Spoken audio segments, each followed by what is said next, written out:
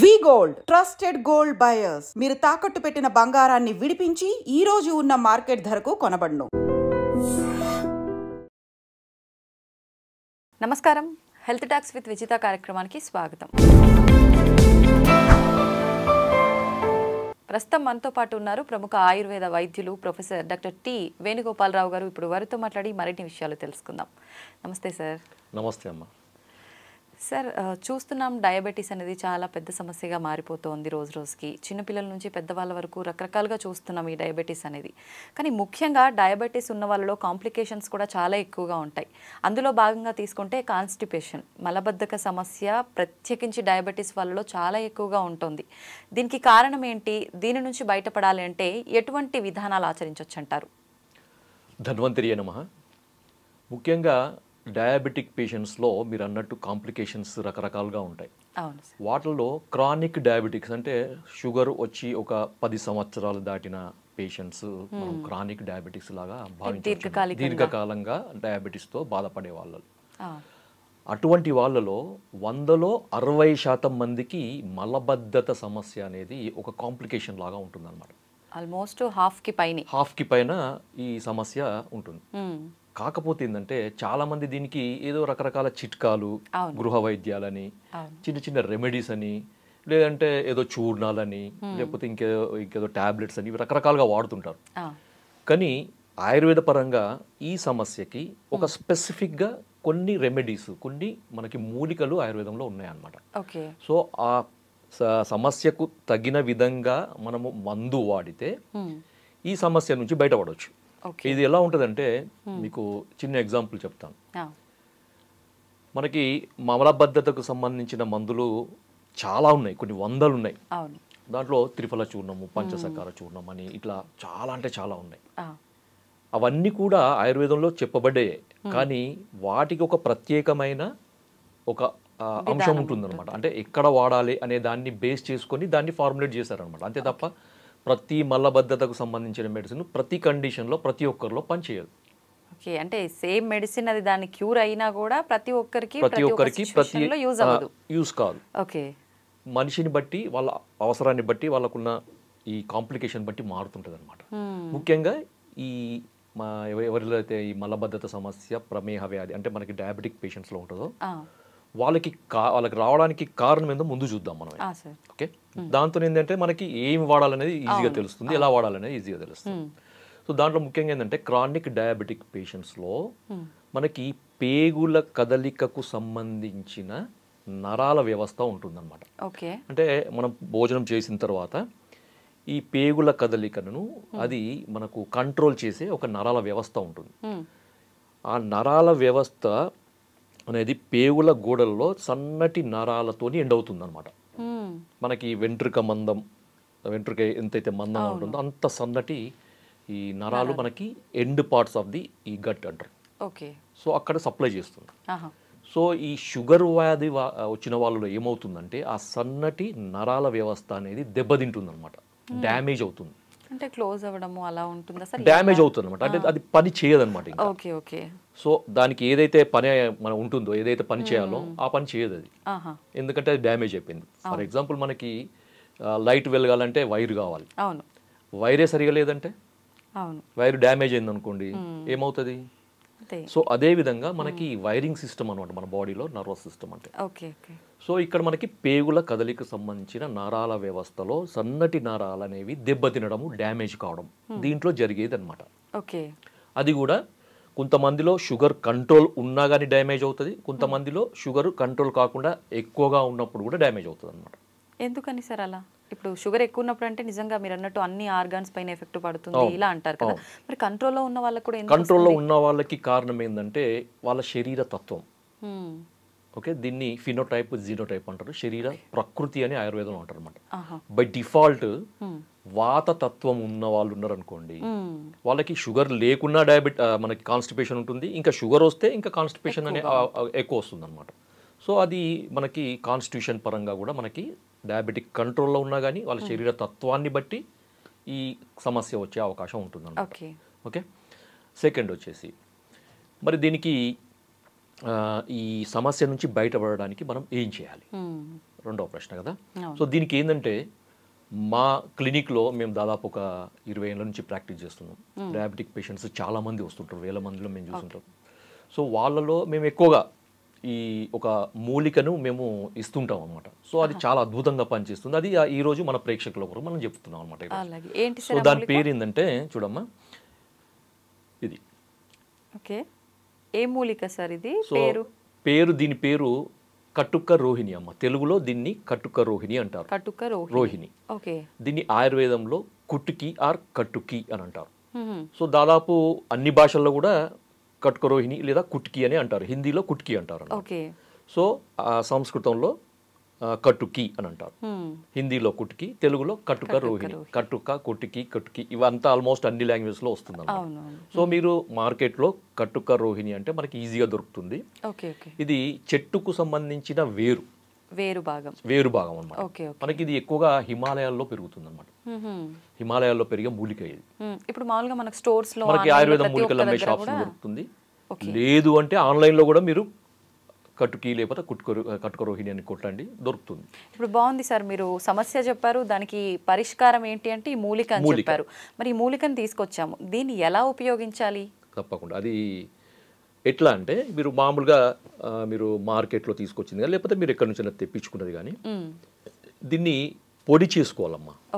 పొడి చేసుకోవాలంటే మీరు మామూలుగా ట్రెడిషనల్గా దంచి కానీ రోట్లో వేసి దంచి వస్త్రగాలితం పట్టి పొడి చేసుకొని స్టోర్ చేసుకోవచ్చు. లేదు మాకు అది చేత కాదు, మాకు రో లేదు అంటే మీరు డైరెక్ట్ మిక్సీలో వేసి మీరు పొడి చేసుకొని వస్త్రగాలితం చేసుకొని సన్నటి పొడి చేసుకొని మీరు స్టోర్ చేసుకో. లేదు పొడి రూపంలో దొరకదా? అదే అంటున్నాయి. ఇప్పుడు ఈ రెండు కూడా మాకు వీలు కాదు అంటే డైరెక్ట్ మీరు పొడి రూపంలో దొరుకుతుంది మీకు, అది తెప్పించుకోవచ్చు. సో మనకు ఓవరాల్ గా పొడి కావాలి మనకి. సో ఈ పొడిని వాడే విధానం ఏంటంటే ప్రతిరోజు కూడా సాయంత్రం పూట అమ్మ, అంటే చాలా మంది ఈ కాన్స్టిపేషన్ కు సంబంధించిన ఈ మెడిసిన్స్ అన్ని రాత్రి పడుకునేటప్పుడు వాడతారు. అవును కదా. అవును. కానీ ఇక్కడ మనం ఏంటంటే ఈ షుగర్ పేషెంట్స్కు సంబంధించిన కాన్స్టిపేషన్లో ఏమవుతుందంటే నేను ఇంతకుముందు చెప్పిన పేగుల కదలిక తగ్గుతుంది. నరాల వ్యవస్థ దెబ్బతినడం వల్ల పేగుల కదలిక తగ్గుతుంది. తగ్గడం వల్ల పేగుల కదలిక చాలా స్లోగా అవుతుంది అనమాట. స్లోగా కావడం వల్ల ఏమవుతుందంటే మనకు ఫీసిస్ మలం అంటారు కదా, ఎక్కువసేపు పేగులలో ఉంటుంది. దాంతో ఏమవుతుందో దాంట్లో ఉండే వాటర్ అంతా అబ్జర్వ్ అవుతుంది అనమాట. అబ్జర్వ్ కావడం ఏమవుతుంది, అది గట్టిగా అవుతుంది, హార్డ్ స్టూల్స్ అంటారు కదా. సో ఈ హార్డ్ స్టూల్స్ వల్ల వీళ్ళు మోషన్ పోవడానికి చాలా ఇబ్బంది పడుతుంటారు. సో బలవంతంగా ముక్కాల్సి వస్తుంది. కొంతమందికి బయటికి వచ్చినా కానీ ఇది హార్డ్ ఉండడం వల్ల ఏమవుతుందంటే అక్కడ ఉరుచుకుపోయినట్లయి బ్లడ్ కూడా పడుతుంది అనమాట. కొంతమందికి అక్కడ తట్టుకొని పోతుంది. తర్వాత కొంతమందికి ఇన్కంప్లీట్ సెన్సేషన్, మోషన్ పోయినా కానీ ఇంకేదో మిగిలిపోయినట్టుండే సెన్సేషన్ వస్తుంది. ఇవన్నీ కూడా ఈ డయాబెటిక్ కాన్స్టిపేషన్ ఉండే లక్షణాలు. కొంతమందికి ఇంకా ఎట్లుంటుందంటే ఇంకా కొంచెం ఎక్కువ ఏజ్ వాళ్ళంటే 70-75+ ఇయర్ వాళ్ళలో ఈ కాన్స్టిపేషన్ చాలా ఏళ్ళ నుంచి ఉండి ఇబ్బంది పడుతున్న వాళ్ళు ఏమవుతుందంటే ఈ ఉండల్లాగా తయారవుతుంది అనమాట మళ్ళీ. సో వేలు పెట్టి బయటికి తీయాల్సిన పరిస్థితి. కొంతమందికి 2 రోజులకు రాదు, 3 రోజులు, కొంతమందికి 4-5 రోజులు, కొంతమందికి వారం వరకు కూడా మోషన్ బయటికి రాకుండా ఉంటుంది అనమాట. సో ఇలా జరుగుతుంది మనకి. చాలా ఇబ్బంది పడుతుంటారు. వాళ్ళకి ఆయాసం రావడము, తర్వాత భోజనం చేయాలంటే తినాలనిపించదు, పుట్ట ఉబ్బరం లాగా ఉంటుంది. తర్వాత కొంచెం తిన్నా కానీ కడుపు నిండినట్టు ఉంటుంది. అంత చాలా ఇబ్బందికరంగా ఉంటుంది. ఎందుకంటే డ్రైనేజ్ సిస్టమ్ అమ్మ, సింపుల్ గా డ్రైనేజ్ సిస్టమ్ సరిగా లేకపోతే ఒక్కసారి డ్రైనేజ్ క్లీన్ ఎక్కడికక్కడ జామ్ అయిపోతుంది అని అంటే అది అంతే. డ్రైనేజ్ కరెక్ట్ గా ఉంటే మొత్తం డిటాక్స్ అవుతుంది బాడీ. డిటాక్స్ ఏంటంటే బాడీ యాక్టివ్ అవుతుంది. వరకేనా అంతే, ఇలాకనే కాదు. సో ఇక్కడ కుట్టికి ఏం చేస్తుందంటే ఈ కటుక రోహిణి నేను చెప్పాను కదా, దీన్ని వాడే విధానం ఏంటంటే సాయంత్రం పూట వాడాలి. ఉదాహరణకి లంచ్ ఒక 2 o'clock చేస్తారు, డిన్నర్ ఒక 7 o'clock చేస్తారు అంటే మీరు తీసుకోవాల్సింది ఒక 4 to 5 మధ్యలో తీసుకోండి. డిన్నర్ కి 2 గంటల ముందు, లంచ్ కి 2 గంటల తర్వాత, ఈ మధ్యలో తీసుకోవాలన్నమాట. సో దీన్ని ఒక టీ స్పూన్ పొడిని ఒక పావు కప్పు గోరువెచ్చని నీళ్ళలో కలిపేసి తాగాలి అంతే. కానీ చాలా మంది ఇబ్బంది పడేది ఏంటంటే ఇది చాలా చేదుగా ఉంటుందమ్మా, చాలా చేదుగా ఉంటుంది. అయినా తీసుకోవాలి, కళ్ళు మూసుకొని తీసుకోవాలి, ముక్కు మూసుకొని కళ్ళు మూసుకొని తీసుకోవాలి, తప్పదు. దీనివల్ల బెనిఫిట్స్ ఏంటో చెప్తాను నేను. ఎందుకంటే కట్కరోహిణి మనం ఎందుకు ఇస్తున్నాము ఈ కండిషన్లో అంటే ఆయుర్వేదంలో కట్కరోహిణికి ఒక స్పెసిఫిక్ యాక్షన్ చెప్పారనమాట. సో భేదితం పిండిత మలానాం అంటే గట్టిపడ్డ మలాలను సాఫ్టెన్ చేస్తుంది ఇది. సో ఆ లోపల ఉన్న హైడ్రేషన్ అంటే వాటర్ లాగకుండా చేస్తుంది ఇంటెస్టైన్స్లో, చేసి లోపల ఉన్న ఈ ఫీస్ మలానికి మెత్తబడేటట్టు చేస్తుంది అనమాట. వాళ్ళు మోషన్ పోవడానికి చాలా ఈజీ అవుతుంది, ఎక్కువ స్ట్రెయిన్ లేకుండా పూర్తిగా అది తగ్గుతుంది. ఇంకొకటి ఏంటంటే కట్కరోహిణి చాలామంది చాలా అంటే ఆయుర్వేద వైద్యులందరికీ తెలుసు కట్కరోహిణి అనేది లివర్కి సంబంధించిన మందు అని. ఎందుకంటే లివర్లో ఉండే లివర్ యొక్క ఫంక్షన్ కూడా ఇది రిస్టోర్ చేస్తుంది అనమాట. కొంతమందికి లివర్ ప్రాబ్లం వల్ల కూడా కాన్స్టిపేషన్ రావచ్చు. డయాబెటీస్ పేషెంట్లో నరాలతో వల్లనే కాకుండా కొన్నిసార్లు లివర్ ప్రాబ్లం వల్ల కూడా రావచ్చు. నరాల వ్యవస్థ బాగానే ఉండి అలాంటి ప్రాబ్లం ఉన్న వాళ్ళకి కూడా ఇది సెట్ అవుతుంది. ఎందుకంటే మనకు లివర్ ఫంక్షన్ టెస్ట్లో ఎస్జిపిటి ఎస్జిపోటి అనే ఎంజైమ్స్ ఉంటాయి, లివర్ ఎంజైమ్స్. ఈ ఎంజైమ్స్ ఎలివేట్ అయినప్పుడు కూడా మనకి సైంటిఫిక్, ఇది నేను చెప్పేది కాదు, నా సొంతంది కాదు ఇది. సో ఇది సైంటిఫిక్గా ప్రూవ్ అయింది అనమాట. ఎస్జిపిటి ఎస్జిఓటి లెవెల్స్ని ఇది రెడ్యూస్ చేస్తుంది, బిలియరీ సీక్రెషన్ని కంట్రోల్ చేస్తుంది, రెగ్యులేట్ చేస్తుంది. కాబట్టి ఇలాంటి సమస్య ఉన్న వాళ్ళు కూడా దీన్ని ఖచ్చితంగా వాడుకోవచ్చు. బిలియరీ సీక్రెషన్స్ కూడా మంచిగా చేస్తుంది. ఇంకొక అడ్వాంటేజ్ ఏంటంటే మనకి రీసెంట్గా జరిగిన మనకి ఈ సైంటిఫిక్ రీసెర్చ్లో తేలింది ఏంటంటే ఇది షుగర్ని కూడా కంట్రోల్ చేస్తుంది. కాంప్లికేషన్ కాకుండా షుగర్ ని కూడా కంట్రోల్ చేస్తుంది. అంటే అలా కంట్రోల్ చేయాలంటే సుమారుగా ఎంత కాలం నుంచి వాడుతూ ఉండాలి? రెగ్యులర్ గా వాడుకోవచ్చు, దీనివల్ల ఎటువంటి నష్టం ఉండదు. కొన్ని ఆయుర్వేద మూలికలు వాడేటప్పుడు బాడీ ఓవర్ హీట్ అవుతుంది, రెగ్యులర్ గా వాడకూడదు ఇలా చెప్తుంటారు కదా సార్, అలాంటి ప్రాబ్లం? అలాంటిది ఏం లేదమ్మా, అలాంటిది ఏమీ ఉండదు. హీట్ అంటే ఇది వేరే టాపిక్, అది నిజంగా చెప్పాలంటే హీట్ చేస్తుందా లేదా అనేది వేరే టాపిక్. ఎందుకంటే హీట్ చేయడం అనేది ఆయుర్వేద కొన్ని రకాల ఆయుర్వేద మందుల యొక్క లక్షణం. ఇప్పుడు మీరు మోటార్ బైక్ నడుపుతున్నా, చల్లబడిపోయిందండి, అది స్టార్ట్ అవుతుందా? లేదు. అది కొద్దిగా హీట్ అయితేనే అది పోతుంది. అంటే ఒక మెటబాలిక్ స్టిమ్యులేషన్ అనమాట అది. ఆ మెడిసిన్ ఏం చేస్తుంది, మెటబాలిజాన్ని స్టిమ్యులేట్ చేస్తుంది అనమాట. స్టిమ్యులేట్ చేసినప్పుడు ఆ బాడీలో ఉండే టాక్సిన్స్ అన్ని డిటాక్స్ అవుతాయి. మనకి కణకణాల్లో పేరుకొని పోయిన మలాలు అంటారు, వాటిని బయోటాక్సిన్స్ అంటారు. ఆయుర్వేదంలో ఆమం అంటారు, సో ఆమదోషం అంటారు అనమాట. సో ఇవన్నీ టాక్సిన్స్, బయోటాక్సిన్స్ అన్ని రిలీజ్ కావాలంటే ఒక రకమైన ఫోర్స్ కావాలన్నమాట.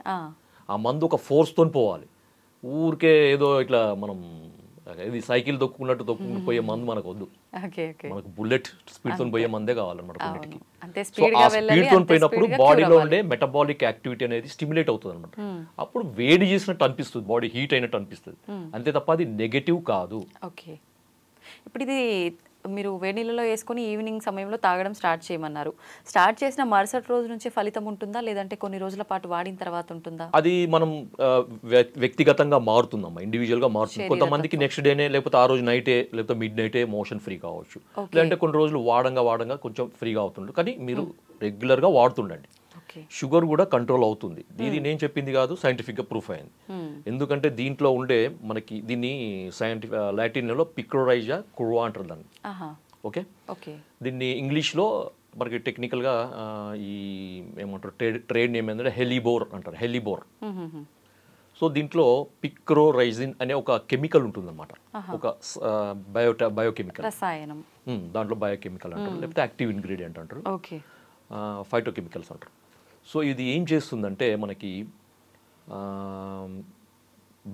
బ్లడ్లో ఉండే మనకి ఇన్సులిన్ కావాలి కదా, మనకి బ్లడ్లో ఉన్న రక్తం అనేది కణాలకి పోవాలంటే ఇన్సులిన్ అవసరం. ఓకే, తర్వాత ఈ ఇన్సులిన్ ఇన్సులిన్ యొక్క సమక్షంలో ఈ ఏమంటారంటే ఈ షుగర్ అనేది లోపలికి పోవాలంటే ఒక ట్రాన్స్పోర్టర్ సిస్టమ్ కావాలన్నమాట, GLUT4 అంటారు దాన్ని. ఓకే, ఆ ట్రాన్స్పోర్ట్ అనేది మనకి కణాలలో ఉంటుంది, శరీర కణాలలో ఉంటుంది అనమాట.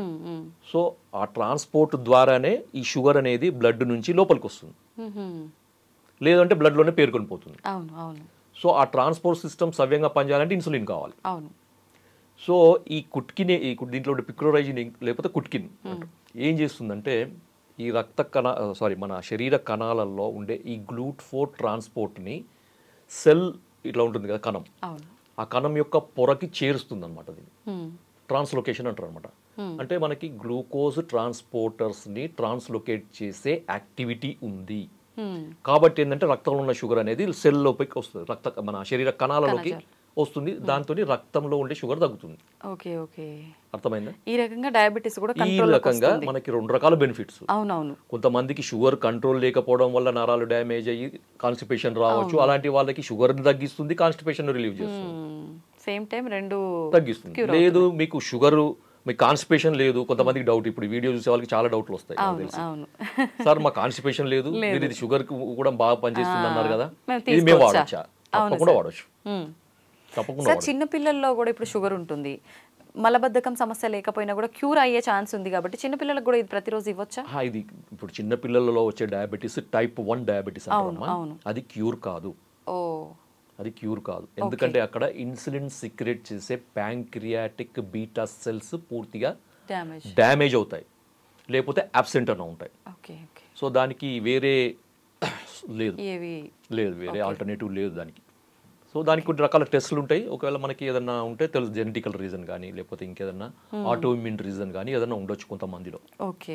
కొంచెం ఇమ్యూనిటీ సంబంధించిన సెల్స్ అనేవి ప్యాంక్రియాటిక్ బీటా సెల్స్ని అటాక్ చేయడం వల్ల డ్యామేజ్ అయ్యే అవకాశం ఉంటుంది. సో అలాంటప్పుడు మనం కొన్ని రకాల ఈ యాంటీబాడీస్ని కంట్రోల్ చేసే మెడిసిన్స్ వాడడం వల్ల కొంతమందికి ఉపయోగం ఉండొచ్చు, కానీ బై బర్త్ జెనెటికల్గా వచ్చే వాళ్ళకి మాత్రం మనం ఏం చేయలేము. ఓకే సార్, ఇప్పుడు ఆయుర్వేదం అనగానే చాలా మందిలో ఒక అపోహ ఉంటుంది, పత్యాలు చేయాలి ఏం మెడిసిన్ వాడినా కూడా అని చెప్పి. ఇప్పుడు ఈ మూలికలు ప్రతిరోజు వాడమన్నారు, దీంతో పాటు మనం ఎవ్రీడే ఏదైతే ఫుడ్ తీసుకుంటున్నామో అదే ఫుడ్ కంటిన్యూ చేయొచ్చా, ఏదైనా స్కిప్ చేయాల్సి ఉంటుందా? ఏమి చేయాల్సిన అవసరం లేదు, మీరు రెగ్యులర్గా వాడే ఫుడ్ని అలాగే వాడండి. ఓకే, షుగర్ లేని వాళ్ళు కూడా వాడుకోవచ్చు దీన్ని, కాకపోతే ఆ చేదు కొరకు మీరు ఏదన్నా షుగర్ లేని కదనుకోండి, షుగర్ కలుపుకొని వాడండి సార్, సరిపోతుంది.